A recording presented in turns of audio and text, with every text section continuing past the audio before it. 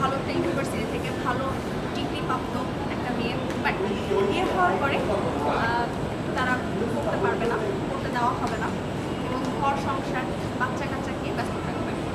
আমার প্রশ্নটা হচ্ছে যে আপনারা যখন ডানা কাটা পড়ে যাচ্ছেন বা ভালো সুন্দর স্মার্ট স্লিম নিয়ে যাচ্ছেন, তারা মডেলিং বা তাদের ক্যারিয়ার বাদ দিয়ে কেন আপনার মতো একটা হাওয়া দিস্তা এরকম টাকওয়ালা টাইপের একটা ছেলেকে বিয়ে করবে সেটাই বলেন।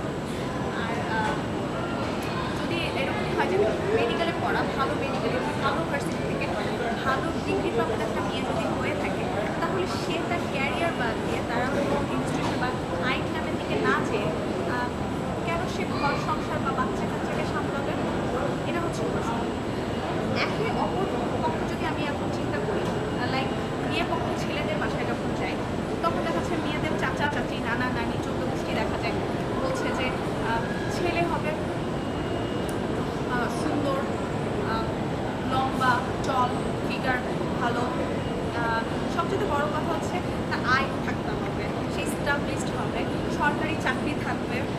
তো কিন্তু বয়স কম। যদি বয়স বেশি হয় তাহলে দেখা যাচ্ছে ছেলে তো বয়স বেশি। তো আমার প্রশ্ন হচ্ছে, যে ছেলে খুব স্টাবলিশড, ভালো সরকারি চাকরি করছে, ওয়েটেড করা স্টুডেন্ট এবং সব কিছু সে ভালো দিকে, সেই ছেলে কীভাবে তার বয়স কম থাকতে পারে? তার তো একটু এগুলো ইনকাম করতে তো ডেফিনেটলি তাদের তো সময় তো লাগবে। সে নিশ্চয়ই জন্মের পর থেকে নিশ্চয়ই চাকরিতে জয়েন করতে পারছে না, তাই না? এবার আসুন, দুই পক্ষ যখন এগুলো সব কিছু সামলায় দিয়ে যখন বিয়ে দিতে যাচ্ছে, তখন দেখা যাচ্ছে ছেলে মেয়ে উভয়ের শর্ত বিয়ে হতে হবে কমপ্লিট কোনো ভালো কোনো জায়গায়, কোনো বসুন্ধরা কমপ্লেক্সে বা আর্মি স্টেডিয়াম বা ওর একটা ভালো জায়গায়, এবং 1.5 মহল হতে হবে সবচাইতে বেশি, যাতে ছেলে বিয়ের পক্ষ টেক্কা দিতে পারে সবার থেকে।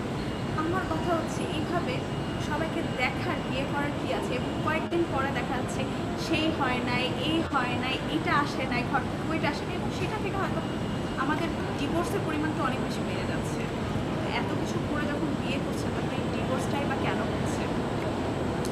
এগুলো প্রবলেমেটিক অ্যাকচুয়ালি প্রশ্ন নিয়ে অ্যাকচুয়ালি ভিডিওটা করা, কাউকে হ্যাক করার জন্য অ্যাকচুয়ালি এটা করা হয়নি, জাস্ট একটা ইনফরমেশন দেওয়ার জন্য